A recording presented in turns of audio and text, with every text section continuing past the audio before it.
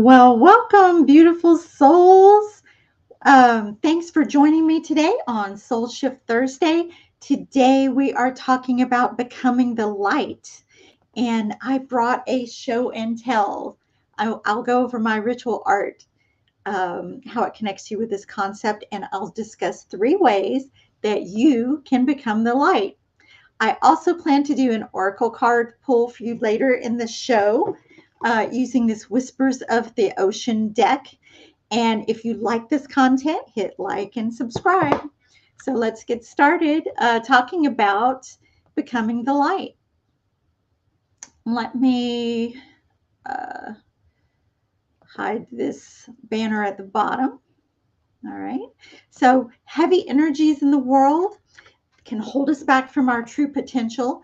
And if we can shed the pain and rise above the fray, out of the darkness into the light, we can keep rising until we are the light.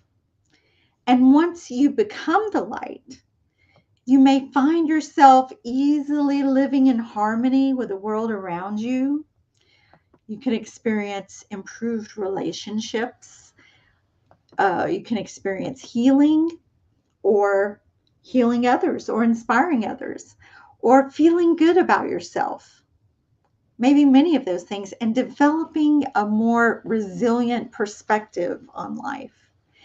And becoming the light can look differently for different people. So it really depends on your spiritual gifts. Maybe you're a healer or a teacher, or maybe you're a creator, manifester, or just showing others compassion is part of who you are. That can look very different for each person depending on how you express light and how that's baked into your soul blueprint. So if you would like, if you'd be interested in say a handout such as a list of spiritual gifts. Now in the Bible, there's a list of spiritual gifts, but if you want a list of gifts beyond the biblical list, please comment gifts and I'll see about creating a handout like that. So I used to have a business called Moonglow Life, and that was based on the concept of a community becoming moonbeams of light shining in the darkness to give others hope. I found I did not need to be the whole moon. Just being a small beacon of light can really change someone's life.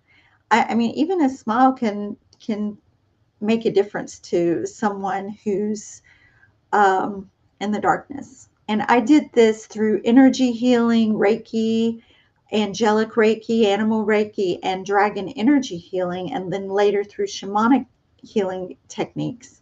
So energy healing helped me to heal and then was something that I could offer the world, including healing to the planet and the Earth's crystalline grid, something I was very drawn to because energy medicine is very powerful. If you need healing, I recommend checking it out as it can be done in conjunction with Western medicine. So it doesn't have to be either or.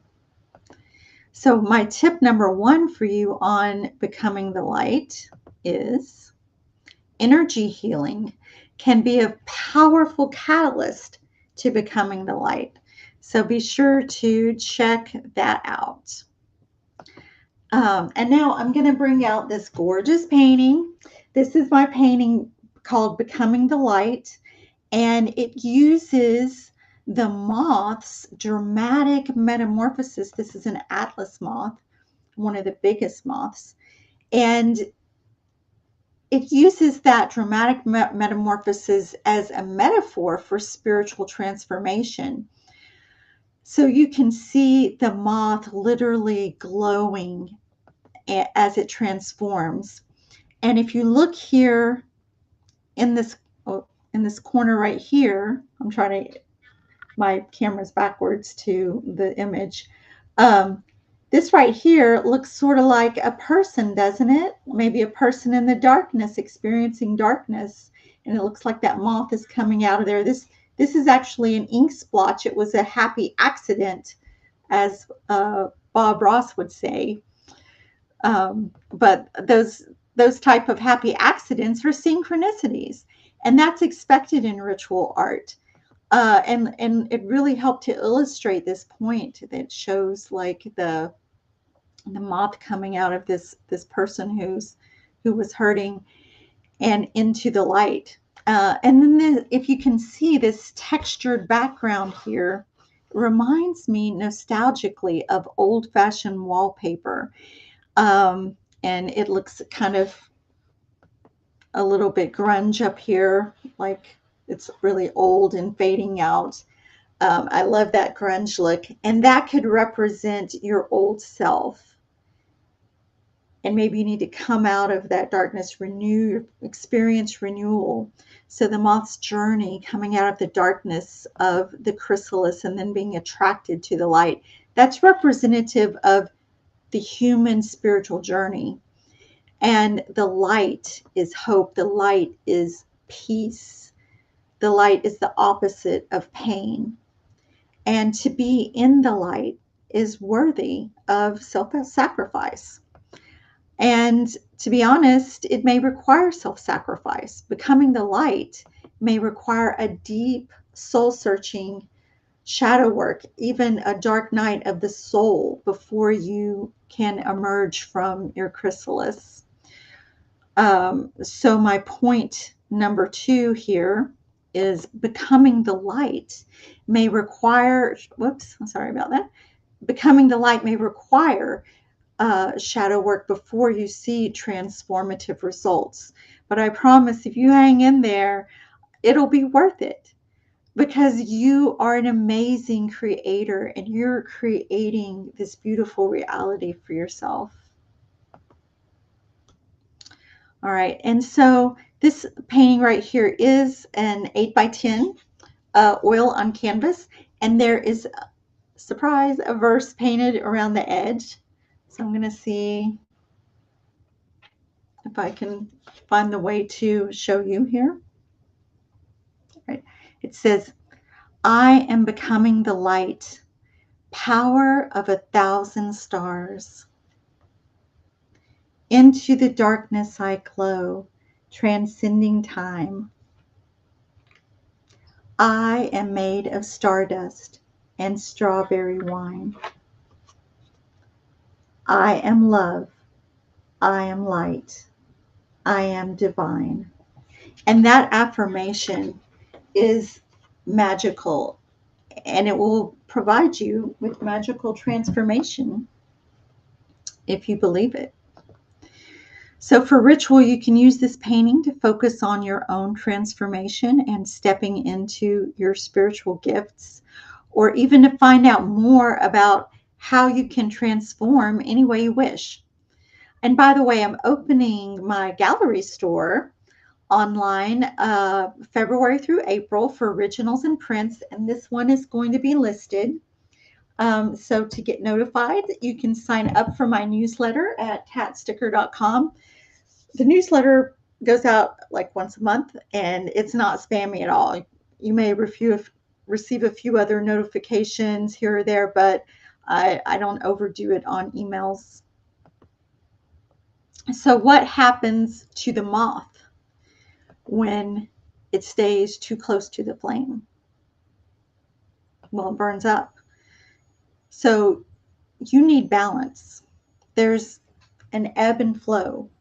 And the more time that you spend in the light, the easier it is to find again when you need it. You can stay near it, but you don't have to stay in it 24/7. You don't have to be the light 24/7.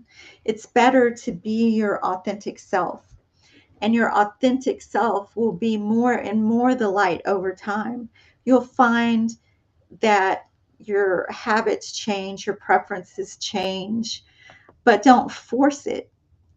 And how do you know if you're being balanced?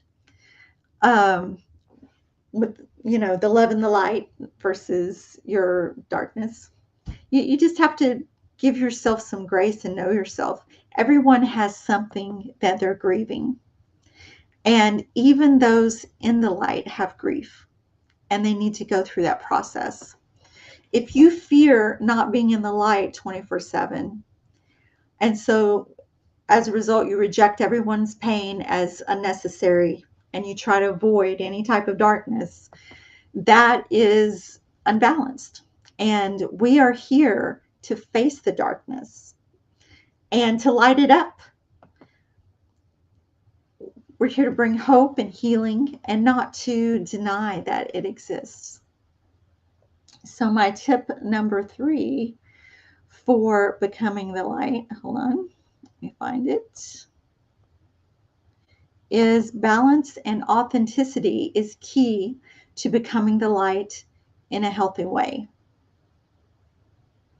Now, I want to take a moment here to just pause and hold space for the people of Los Angeles and beyond who have been affected by the fires. So many people there are grieving. They have lost everything. And this is the turning point in many people's lives. Tragedy can be a catalyst for people to look inwardly and find the light that they so desperately need. So will you join me now in sending some light to those in need? So just send that light to the people of Los Angeles.